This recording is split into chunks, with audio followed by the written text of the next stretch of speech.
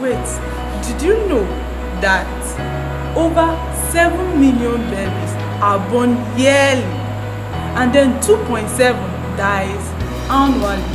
Then millions of people, millions of women give birth to children not prepared.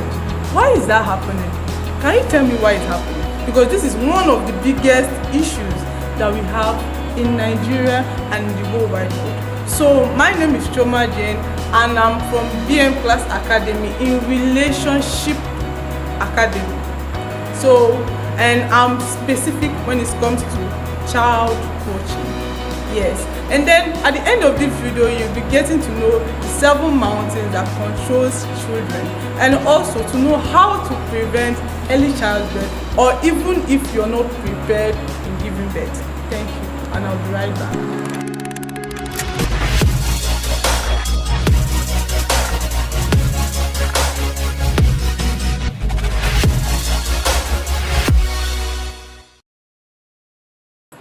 So yes, I'm right back, and I will seriously be dedicating this video to parents and mothers. Yes, to parents and mothers, because this is actually happening basically when it comes to the relationship between you and your child. And remember, my topic is the mind of a child. The mind of a child. So firstly, I'll be starting from the 7 mountains. Yes, the 7 mountains that control the mind of a child. Firstly, I'll be defining mind. But I'll be defining my, but if you want to get the full explanation of what the mind is, yes, we have a video on it, so you have to just go and watch the video on how the full explanation of mind. So let's continue. So the first from the 7 mountains is family. Firstly, family is the first school that a child goes to. Because firstly, the mom gives birth, and then who did the child meet first? The mom. The second person, the dad. Yes, because this family now is basically going to first giving birth to the child, nurturing the child, and also helping the child to grow. So this is basically the 3 things that family do. So now, when this comes to the family is the first people, the first organization that controls the mind of that child. So it determines, there's a saying that says, train up a child in the way he should go, and when he's old, he will not do bad things. That's exactly what we're talking about. That's growing from the family. So any ideology, any thinking, any kind of information that is in the mind of the mother, or in the mind of the father, or in the mind of any of the family members, automatically transfers to the child. And I'll also be talking about the self-map. Now, before I talk about the self-map, there are basically 2 examples of family: the spiritual aspect of the family and the earthly aspect of the family. I'll not really be diving into the spirituality aspect of family, but I'll be talking about the earthly aspect of the family, because that is where the people controls their mind. So now, if you want to really be prepared to give birth to a child, or if you want to really be prepared that you want to give birth, you really have to have this in mind, that in as much as I'm giving birth to this person or to this baby to the world, I need to know that the mind of this child is in my hands. So I determine if he's going to have a good potential or he's going to be useless as a person. That's why so many times if children or if people misbehave, they really direct it firstly to the family. Before the school, before any other person, they first direct it to the family, basically to the mother sometimes. Yes, basically to the mother. And then I'll be talking about the second one, which is religion.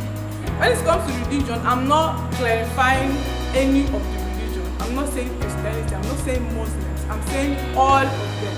Let's give an example. As a typical Nigerian person, you give birth, and then after 4 months or after 3 months, they go for child dedication, right? That's submitting the child to God or submitting the child to any of the religions that you want. They have a dedication to the child. So now, after the family, the next set of people the child needs is the religion or the place parents worship. So that's the second place the mind of the child is directed to. Now this religion is going to really affect the child, yes, because you dedicating that to the religion or to the religious set of leaders that are there, they're actually teaching or they're actually inspiring those children on the basic things. Let's give an example of a typical Nigerian church. Yes, so the child grows up in the family and then start attending church services. And in the church services that they are teaching the children about Jesus. They are teaching the children about the death and the resurrection of Jesus, the stories in the Bible, the stories of Joseph, the stories, even can tell them to even recite Bible quotations, yes, and then they carry offhand, I think so, yes, offhand. And then they just get this thing, and then when they come back home, they exhibit exactly what they have taught them. You see some children coming back home to come and recite a specific Bible that they taught them in church. Why? Because that is the second place their mind goes to. So if your child is attending a very wrong religion, it's going to really affect the child's mind. Then there's some people that really don't believe in religion. They don't send their children to any religion center. They don't do anything about religion. So they are just like very non-religional. Yes, so they don't go to church, they don't go to mosques, they are not this, they are not that, they are just there, natural. So now, they are the ones now that are teaching their children, see, I don't want this. So as a child is growing, the child doesn't have the mindset of any kind of religion. And then when he sees those kind of people, or when the child sees those kind of people, he feels like they are doing something different from what he's doing. Why? Because of the way he was grown, the way he grew up. And the next one is school, educational system. When it comes to the educational system, okay, let's give an example from the beginning. The child goes to the first, comes out to the family, and then attends a church for a dedication and starts growing up from there, and then goes to a school. Every child really enters an educational system, from nursery to primary to secondary to university and all of that. So now, the third system that controls a child is educational system, where they teach the child how to speak, how to write, all these things, A, B, C, D, E, F. This is what we learn from school. This is not what family taught us. This is not what church taught us. This is what school taught us. Yes? So now, in as much as we have an influence in the family, we also have an influence in the church, and we have an influence, different kinds of influence also in the school aspect of it. So now you go to school and then you learn how to read, write and everything. I don't know, my time is kind of short, so I'm going to be doing part 2 of these videos. Remember, the 7 mountains of influence. So the first one I'm going to go into is art and entertainment. This art and entertainment, I will bring it down to cartoons, movies, and entertainment basically that they watch, storybooks that they read. So those kind of things, you see so many people, you see so many girls, they grow up, they like Barbie so much. Why do you think that happens? Because they have watched so many cartoons, they have read so many books, fairy tales books that taught them about it. So they really want to act like those things that they have seen. They really want to act like those things that they have read in the book, right? Yes. So the fourth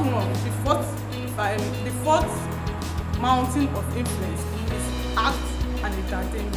And I'll be stopping here in the first one, and I'll be giving you guys the part 2 of the 7 mountains of influence, and also be concluding on how to prepare yourself for childbirth. Thank you very much. And my name is Chomadi from Relationship Academy, and I taught you on 7 mountains. Thank you.